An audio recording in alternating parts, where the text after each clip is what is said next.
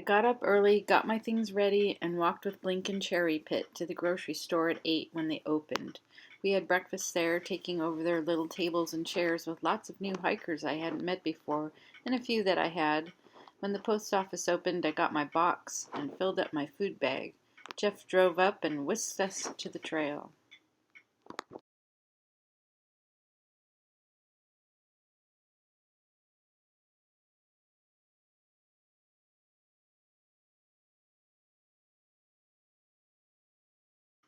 Blink and Cherry Pit vanished into the miles ahead. I took millions of pictures of the flowers.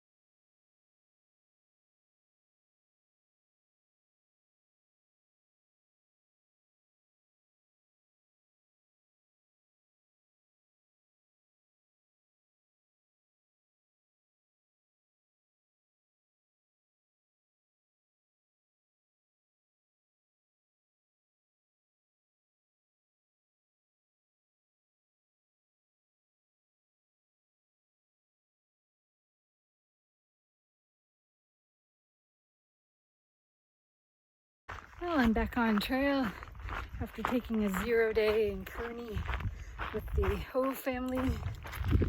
It's very relaxing. The town of Kearny was very, it was very different. It was a lot of like this little suburb, but not much of a town. But we just spent the day yesterday sitting in the shade and moving our chairs to get in the shade again. We went to a bar and it was just very nice. Anyway, Blink and Cherry Pit went back to the trail with me and they blew by me right away. The trail's a lot drier than it was. There hasn't been any little extra on-trail water sources. They all look dried up.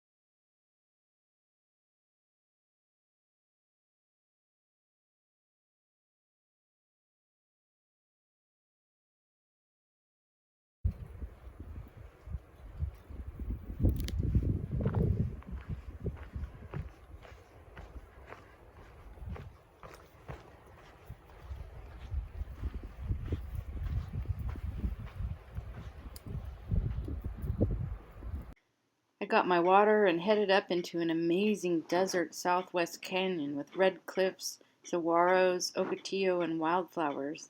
The sun was setting. I took a lot of pictures.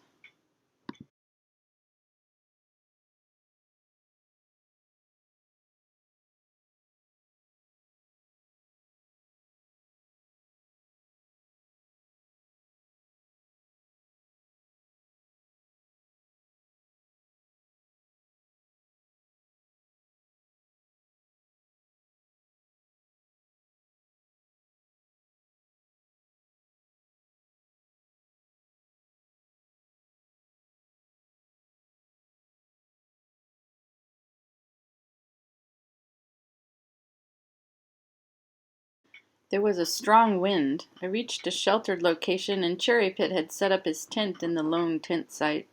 I continued forward, and it didn't seem like I would find a sheltered spot for myself. I attempted to set up my bivvy on a windy campsite, but I couldn't do it.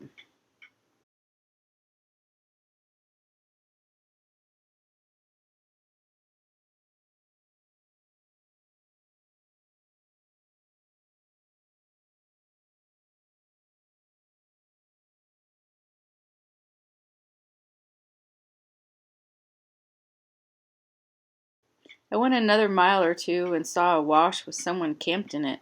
The location looked sheltered. When I got there, I thought I saw a good site to set up to the left, but the person camped in the wash whistled at me to come over. It was Blink.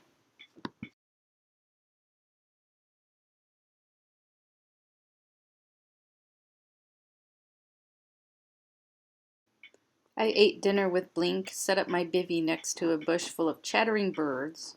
I washed the salt off my face and went to bed. It had been the warmest day on trail so far.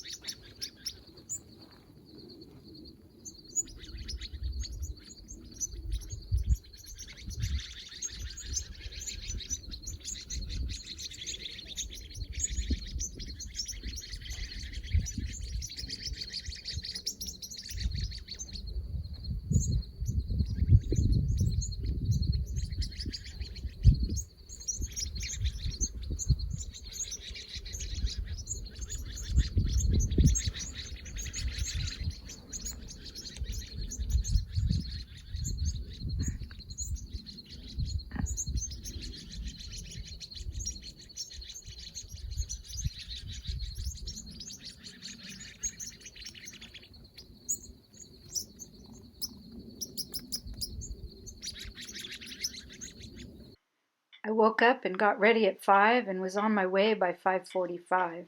The trail climbed up and up through a spectacle of wildflowers and cactus, all framing picturesque cliffs and spires.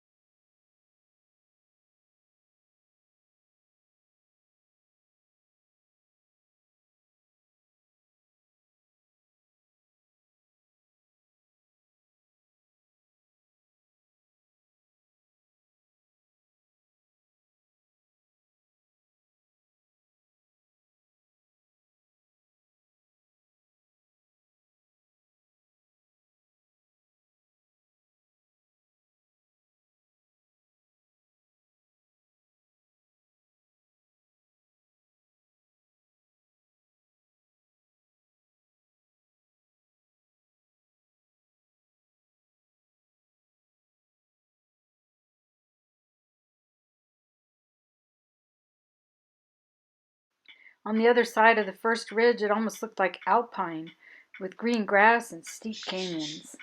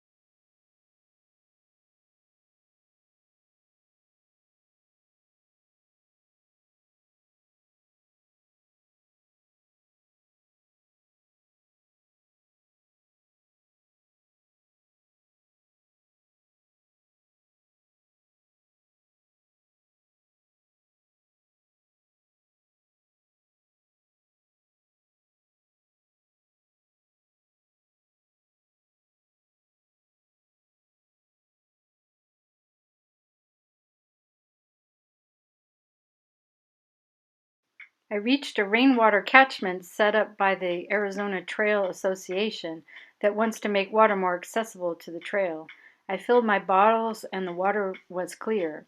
As I sat there, a Blinken cherry pit arrived and got water too. The wind was very cold, so I said goodbye and rushed off, hoping to warm up.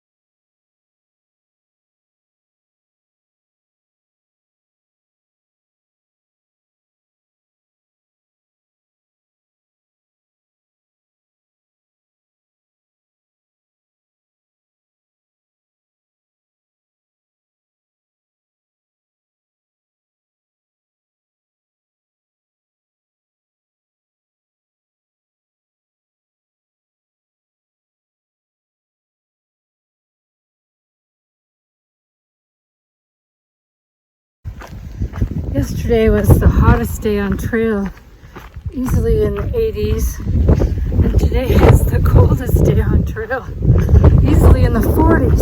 Oh my god.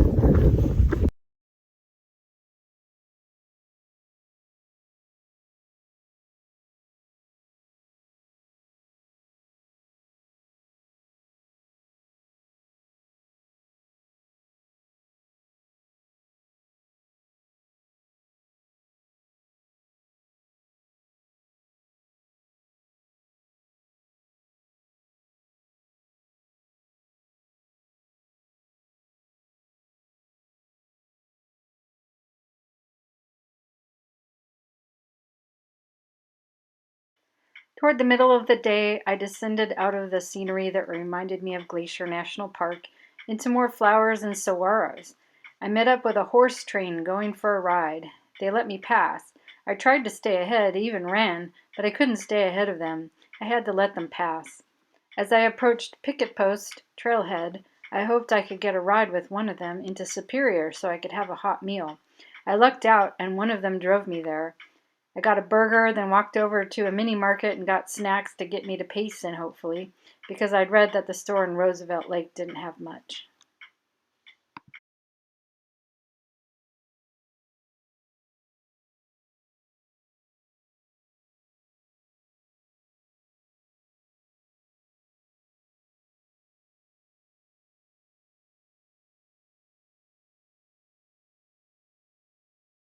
I've made it to 300 miles.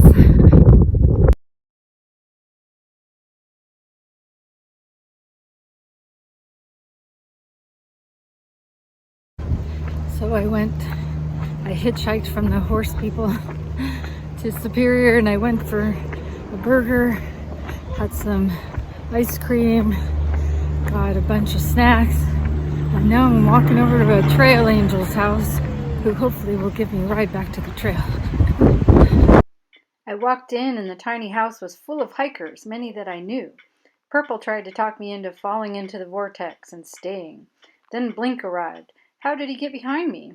Shortly, Mary Jo, the woman who owned the house, said she got 2 hikers arriving so we could go now. Such a short stay. Her house was so warm and cozy, and it was so windy and cold out there.